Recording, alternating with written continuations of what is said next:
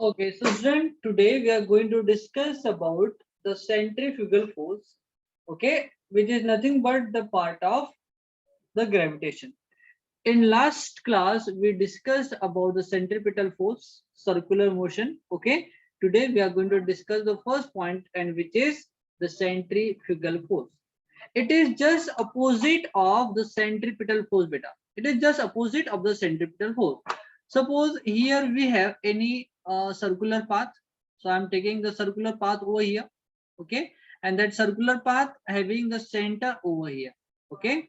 And if object is moving along with the circular path of that particular center, then force is acting on that object toward the center of circular path, which is acting, okay, toward the center of the circular path. Is it nothing but the centripetal force? Now we will discuss Correct. about the centrifugal force. Yes. Nothing. Okay. Now we will discuss about the centripetal force. See, the centripetal force was working toward the center of that circular path, but centrifugal force which is acting on that object which is taking away from the circular path. Okay. See, the force which is acting toward the center is called as centripetal, and the force which is acting on an object against, or we can say away from the center, is called as centrifugal force. It is just opposite of the centripetal force beta. Okay, so I'm writing definition over here. The force which is acting, the force which is acting on an object, okay, which is responsible for, on an object, which the force acting on an object which is responsible for, wait a second, which is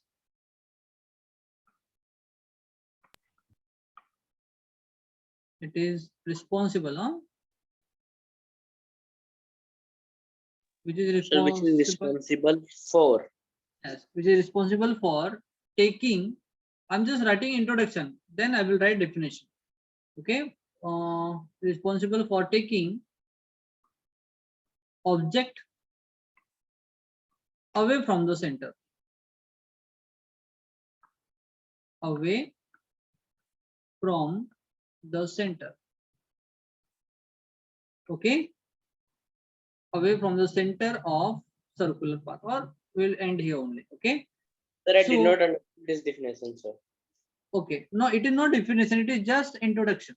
Yes, sir, introduction, sir, I did not. Okay, suppose here we have an object. Okay, one of the force which is acting on that, see, this is the object, this is the center, and this is the circular path. Okay, so the force which is acting on that object, okay, and which is taking that object away from the circular path, okay, means which is acting away from the center of circular path, that force which is acting on that object is called as centrifugal force. Let me write the definition, then you will understand properly. Now, definition. The force acting on an object, away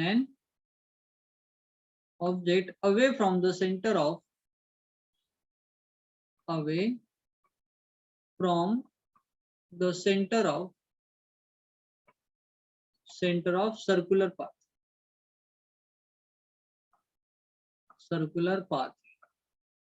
is called as centrifugal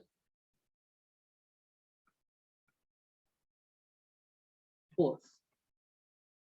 Okay, suppose we know any object, if it is in motion, so it has tendency to perform the motion in a straight line path only. Is it or not? Priyanshu, is it? Yes, sir.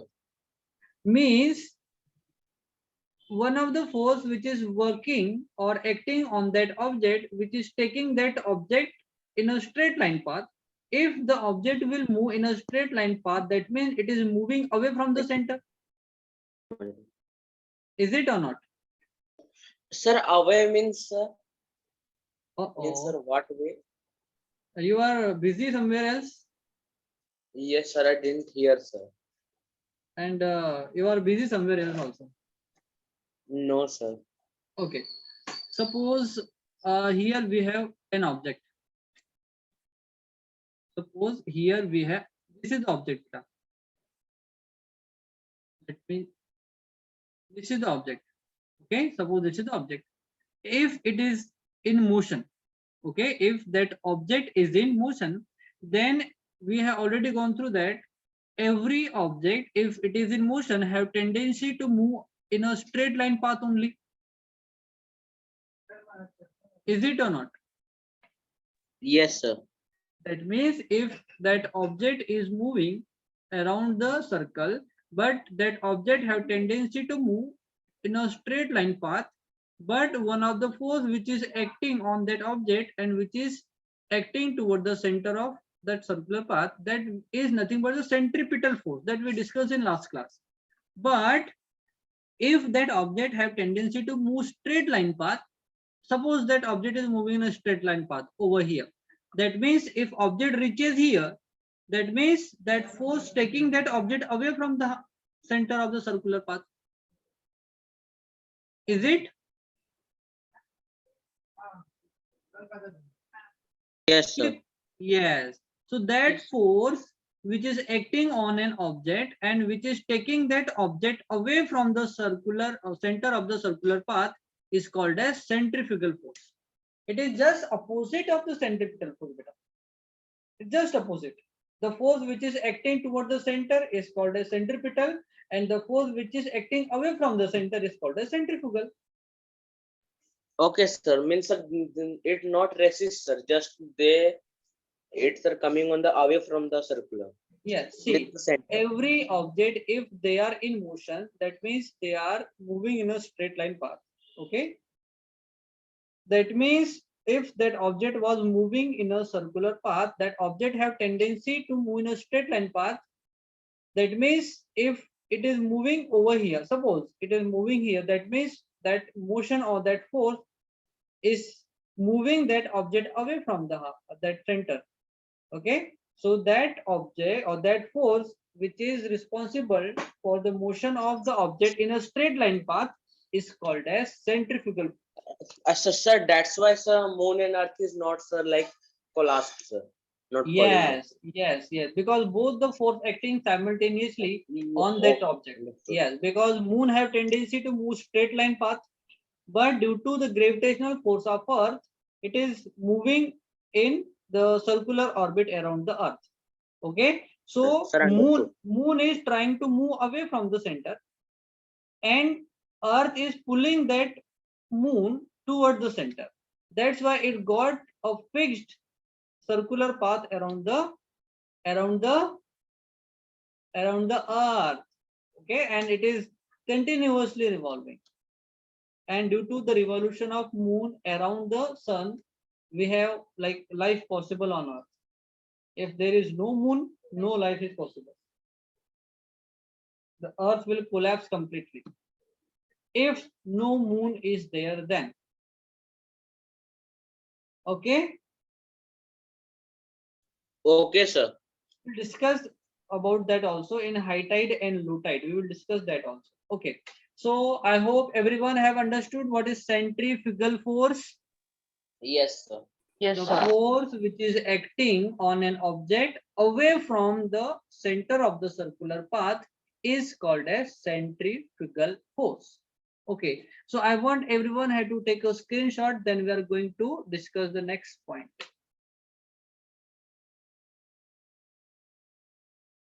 Done? Done. Yes, sir. Okay. Done, sir. So now we will discuss about the Kepler's law.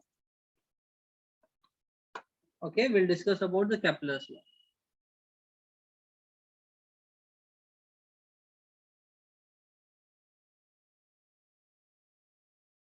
Kepler's law. You know, Kepler have performed many experiment. Okay, many Yes, sir. experiment. You know, he used to like sit on beneath the open like sky, and he used to observe the motion of stars and all the other celestial body, and he was marking their movement on the paper. Okay, he was performing the such experiment every day and till many years, and he got into like one conclusion. Okay, like all the planet they revolve around the sun. Okay, all the planet they revolve around the sun in a particular orbit. Okay, and they sweeps out equal area and in equal interval of time, and all the planet they're revolving around the sun in an elliptical orbit. Okay, so these are nothing but the research done by the Keplers. That particular time, like no, what we used to say, that telescope, well developed telescope was not there, but still he performed many experiments and he came with the three main laws for the Sir, how, planetary motion. sir? By not seeing clearly, sir. Hamida, Sir, how Sir Kepler is performed, sir? Kepler law, sir. because he was watching the movement of stars every night, and he was Sir, but there marking. no. But sir, well-developed telescope was not there, no, sir. Yes, yes, How you can see? even we can also like observe the motion of stars if we are not Yes. performing, but we can do that. The same experiment done by the Kepler, and he did like many year research on that, and he came along with the conclusion, and he gave the three laws of planetary motion. Okay, so before going to start the Kepler's law, we had to understand what is ellipse. Any idea about what is ellipse? Yes, sir.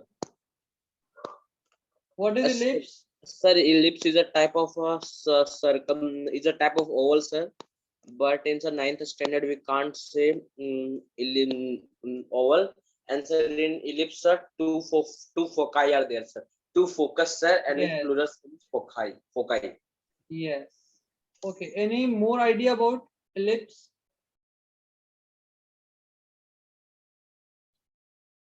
Any more idea? No, sir. Okay, no, no, I'm asking to other students also.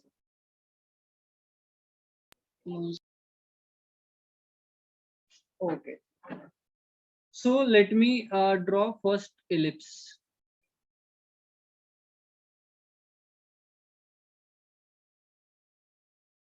Okay, this is going to be our ellipse. Okay, if you want to draw the ellipse, okay, you just take one string and tie their both end like this, and uh, just pin two pin over here on the drawing board. Okay, and suppose you have drawn one pin over here, and just hover that strings over here and keep your pen here, and just try to draw the circle. You will get such oval structure over here. Okay, that is nothing but the ellipse. Okay, and ellipse have like properties, we will discuss that also. So what is an ellipse? So ellipse is nothing but a closed, suppose we have the cone, you know, cone. Yes, sir. Ice cream, sir. We can. Yes, suppose this is Yes, the ice cone, cream. and if you will cut that cone in that particular direction from here, and if we'll have the section, that particular section will looks like that. It will look like this only. Okay, so that oval circular path having two focus. So I am writing here F1 and F2. Okay, and ellipse property is that suppose you are taking any point over here, and that point is A, and if you will measure the distance from AF1 So that to distance will be AF2, not changed, sir. yes, so suppose I'm taking distance of AF1 plus AF2. If I'll add both, I'm taking another point over here. So here again, suppose this point is B. So that distance from that point B will be the equal, like BF1, the distance of BF1 plus distance of BF2 will always equals to that. Okay, if you are taking any point over here like this, okay, so suppose that point will be the C, so its distance will be CF1 plus CF2. Okay, that will be, so you can take any point on that path, you will get the same distance. Okay, Can you write the properties? yes, wait a second. Okay, so first we will discuss what is ellipse. So the ellipse is nothing but a, wait a second, let me draw no, right definition. Okay, so ellipse is nothing but the oval path,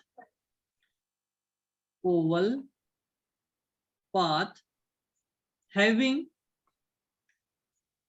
two foci, and the distance from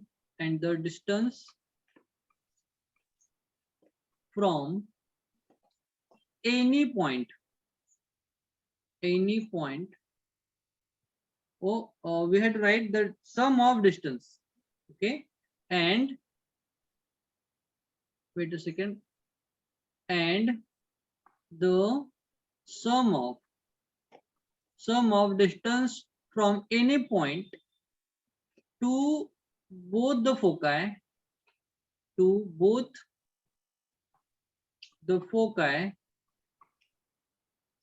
will be always same.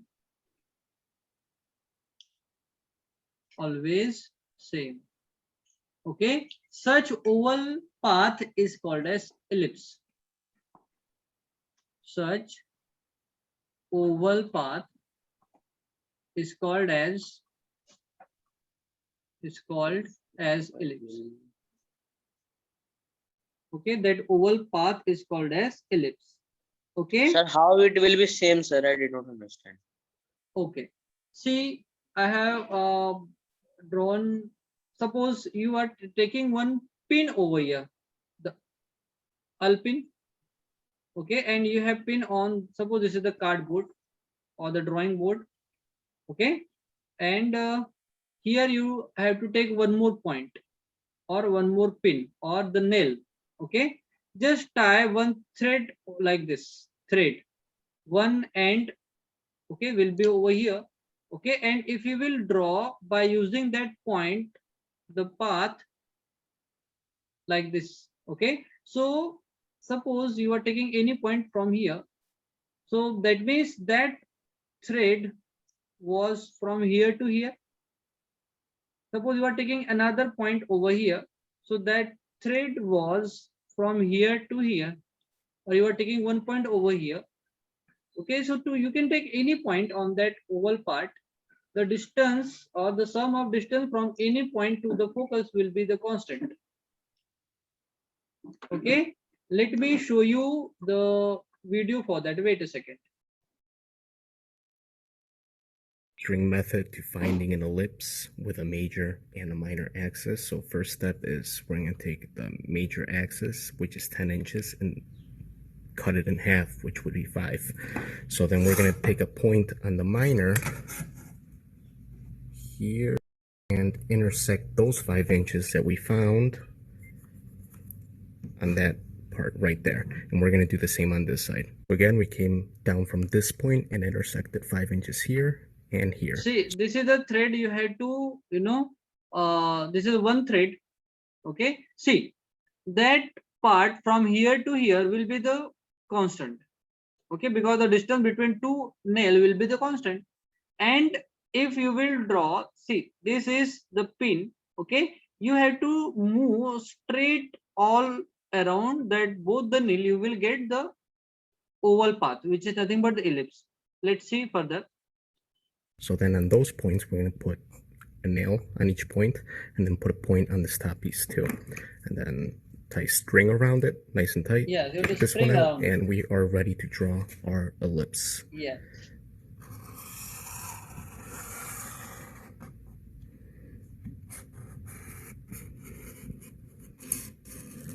Oh, that knot got me. So yeah, I hope that helps. Okay, understood now? Yeah. Take a screenshot, beta, everyone. Done. Okay.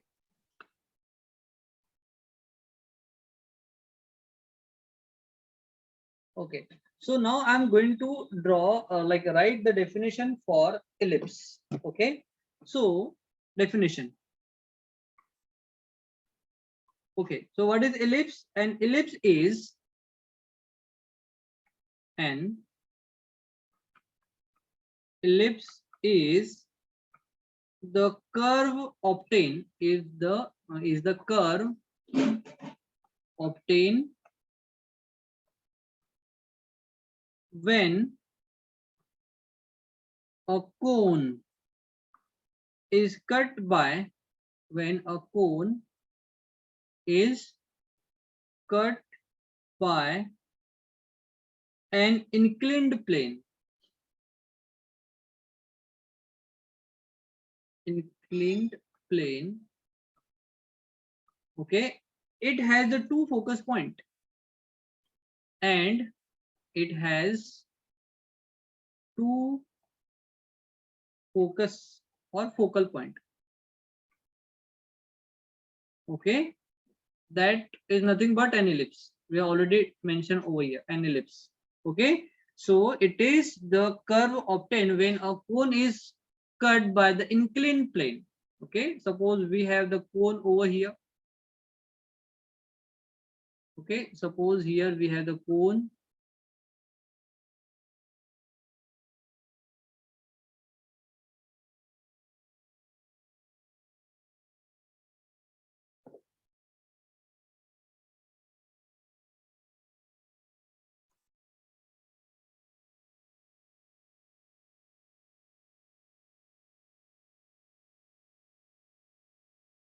Okay, and if you will cut that plane from here,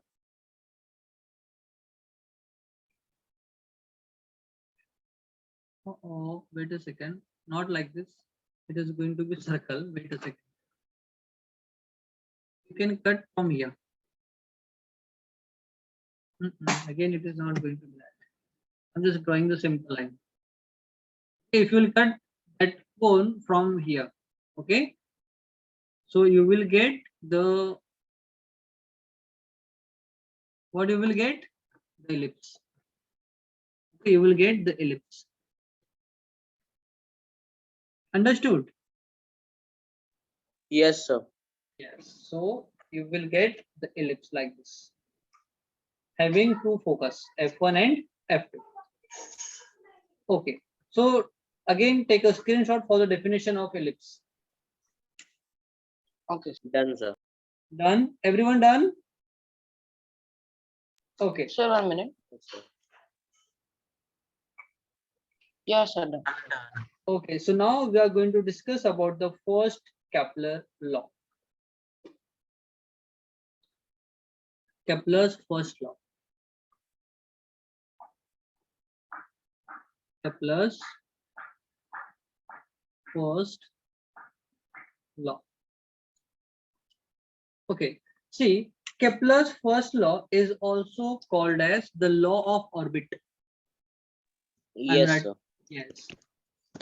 It is also called as the law of orbit. Okay, it is also called as the law of orbit. Why, Okay, sir? let me explain. Let me complete that. Then we'll discuss that. Okay. Okay. So it is also called as the law of orbit.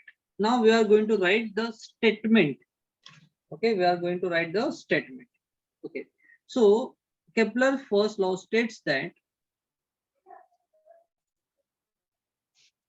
Kepler's first law states that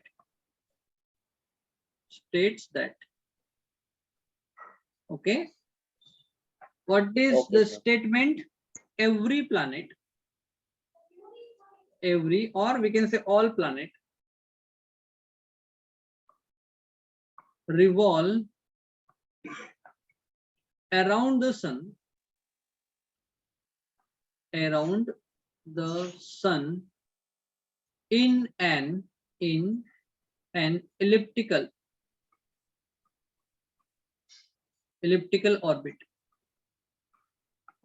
where Sun is at one of the two. yeah, where sun is at one of the focus. Okay, see, all the planets, they revolve around the earth in an elliptical orbit.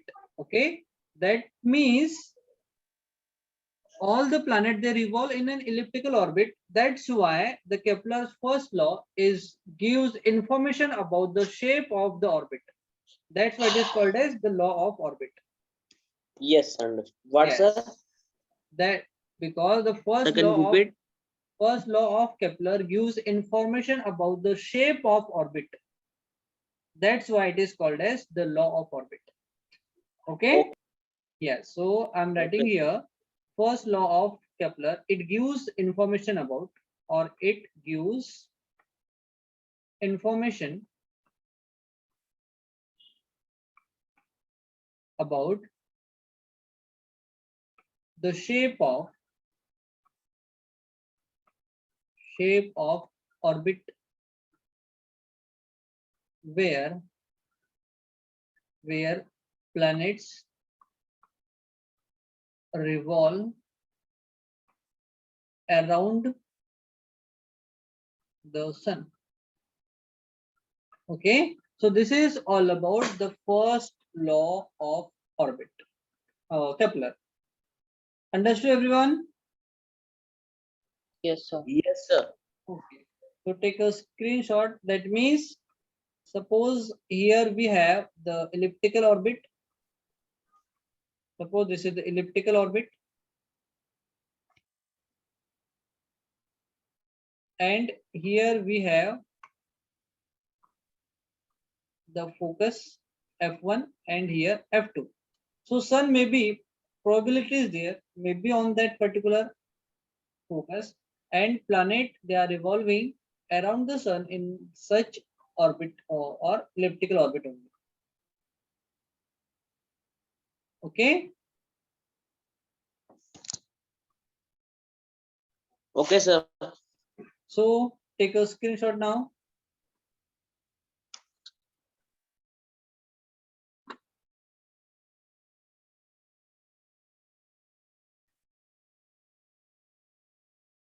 Done, everyone? Yes, sir. Okay, so now we 2 will minutes. okay, 2 minutes, going to be very long.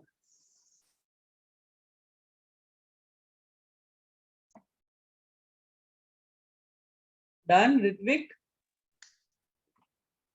Nihar is not there in the class today. Yes, sir. Probably he's busy somewhere. Okay, so let's discuss. Ritvik, done, beta? Screenshot done? Yes, sir. Everyone, I'm just asking, Yes, any sir. doubt, Yes, any sir. doubt, beta, any doubt, beta, till here? No, No doubt, sir. Sure, na? Yes, sir. Sure. Okay. In next class, I will ask questions and then we will move on the next part. Okay. Now we'll discuss the second Okay, sir. law of Kepler. Second law of Kepler, or it is also called as the law of area. Here we will discuss, Priyanshu, that your doubt. Okay, so this is all, that second law is also called as the law of area. Okay, so let me write information. Yes. Sir, now I can. Yeah. Okay, the second law of Kepler, the second law of Kepler is also called as the law of area. These all, like Kepler's law, are for the planetary motion only. Okay, planetary Okay, motion. sir. Okay, so the second law of Kepler is also called as the law of area. Now we have to write the statement first. Okay, that second law of Kepler gives information about. So it gives information about what? The area, about area covered by the planet during the revolution in equal interval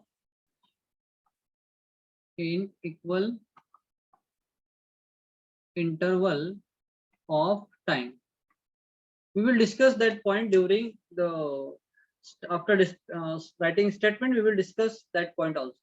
So the second law of Kepler gives information about the area covered by the planet during the revolution in an in equal time interval or equal interval of time. We will discuss that. Now I'm going to write the statement first. So what is the statement of the second law of Kepler? It states that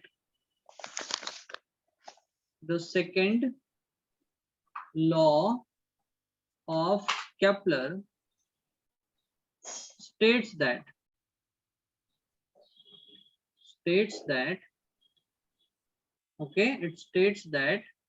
when planets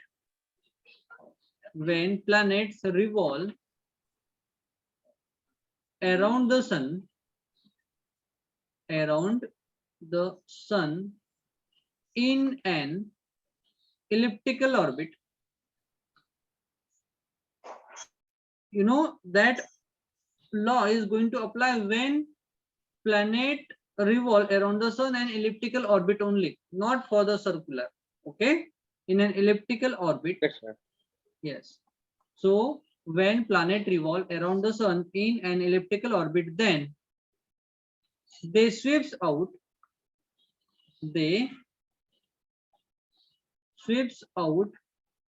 equal area in equal interval of time. In equal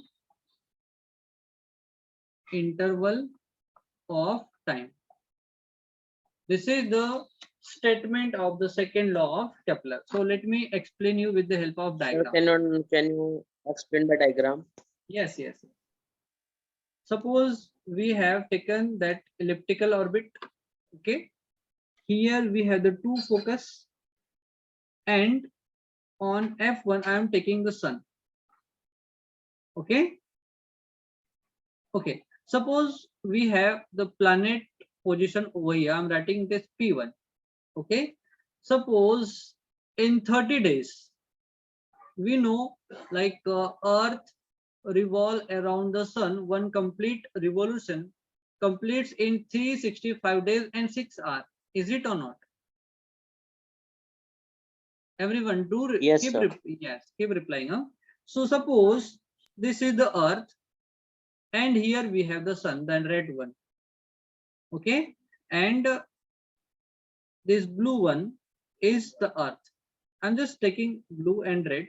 Okay, and suppose that our Earth revolving around the sun in 1 month from here to here, in 1 month. I'm just taking 1 month. Okay, that means that period is for the 30 days. Is it for 30 days? 1 month means I'm just taking 30 days. 30 days. I'm taking 30 days only. Suppose Earth is, yeah, then Earth reach like in May month, April month, or any month in winter. I'm just taking 3 seasons. Okay, suppose Earth is now here, and again it travels from here to here. Okay, again the distance like time period is for 30 days. The third position, this is the P1, this is for the P2, and I'm taking P1 over here. Suppose again Earth reaches from here to here in 30 days. 30 days. Okay, if I'll draw the area over here and line which is joining the planet to the sun, okay, so that particular area, suppose I am taking that area as A1. I'm just taking that area as A1. Wait a second. I'm just taking that area as A1. Okay, second one, suppose other 30 days revolution and area covered by the earth will be, I'm just taking A2. Okay, and here also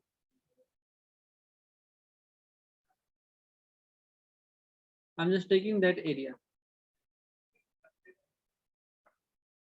Okay, and I'm just giving name as A3.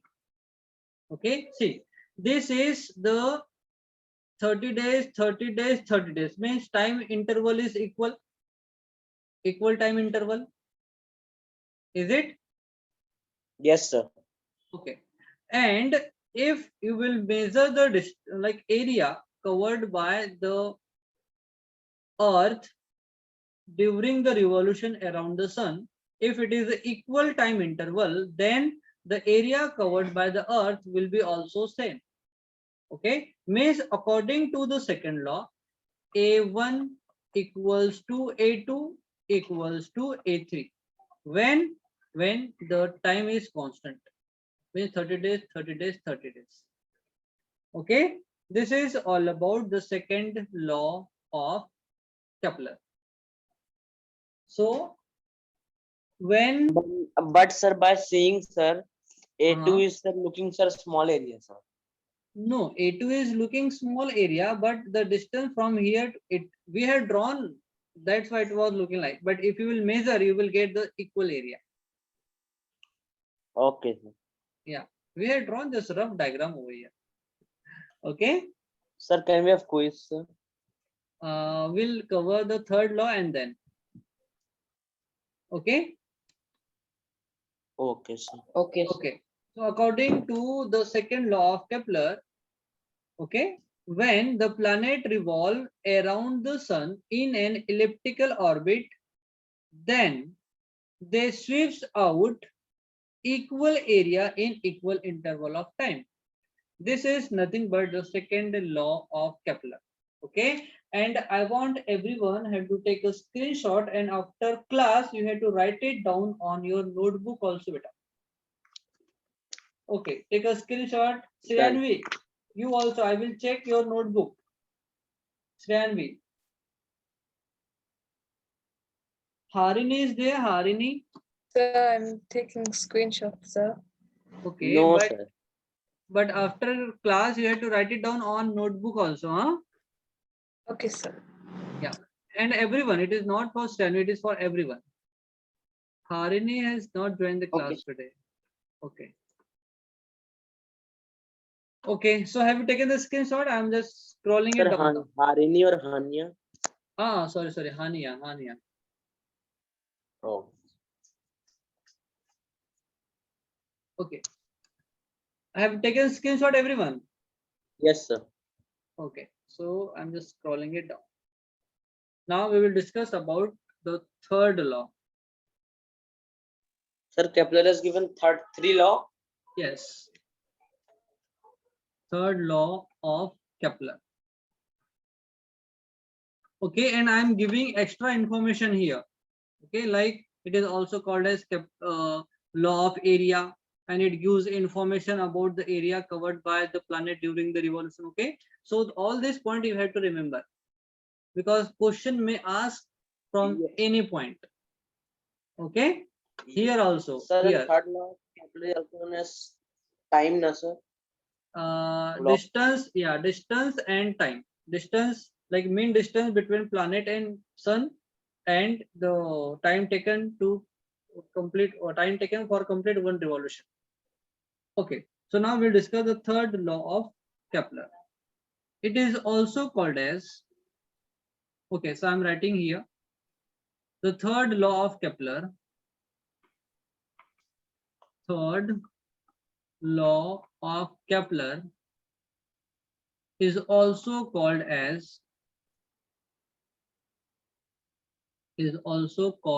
as the law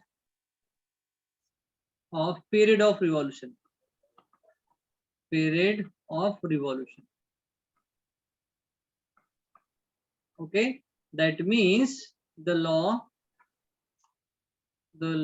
or third law gives information about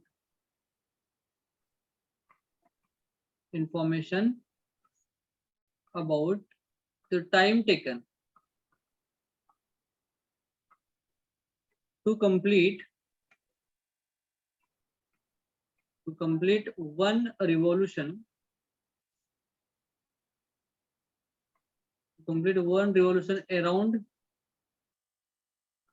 around the sun. Okay, to complete the revolution around the sun, and the distance, the mean distance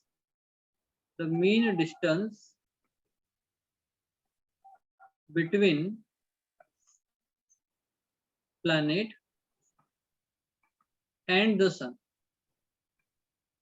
Okay, it gives information about the distance between the earth or any planet to the sun, and time taken to complete one revolution by the planet. Okay, the relation between two is nothing but the third law of Kepler. So I'm going to write the statement now. Okay, statement. The third law of Kepler states that the third law of Kepler states that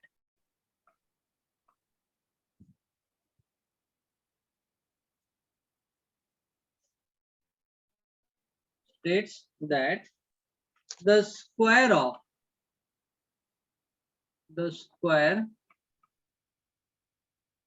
of its period of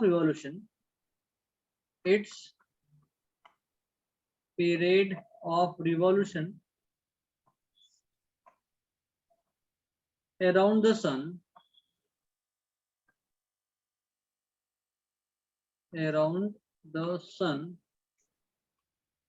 is directly proportional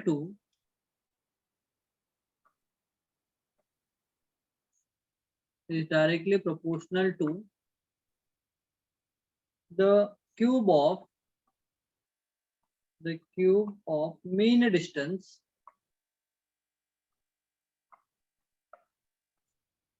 between planet and the sun.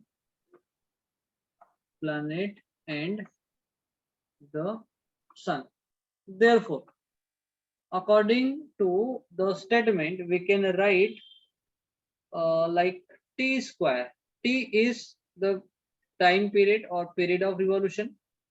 So it says the square of time period, okay, and which is directly proportional to the cube of mean distance. So mean distance, I'm just taking r. Okay, so it will be r cube. Suppose I am just converting that proportional sign to the equal sign. So we have to like add the constant, okay, or we can write t square equals to k into r cube. Okay, k into r cube, where k is what? K is proportionality constant.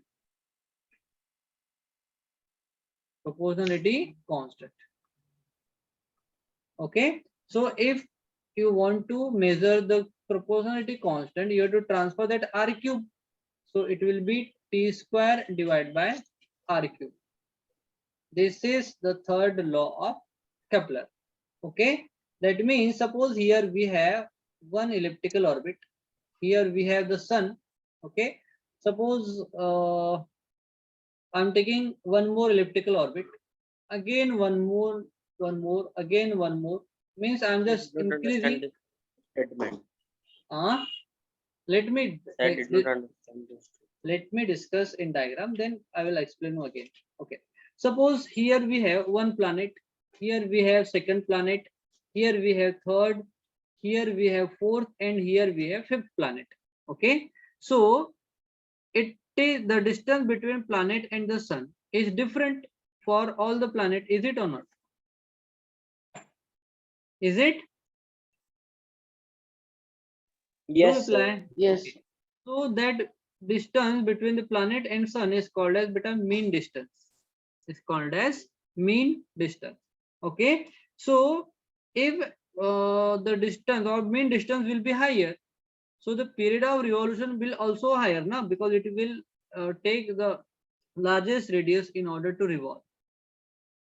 Is it? And the planet which is near to the sun will like take very less time in order to complete one rotation. Is it or not? Yes, sir. Yes. Yes, sir. Okay. If So the distance will be less, then sir, it is inversely proportional to yes, the yes. revolution. So yes. So the third law of Kepler says the square of its period of revolution. Square means period of revolution. Suppose I'm taking t, so square of t.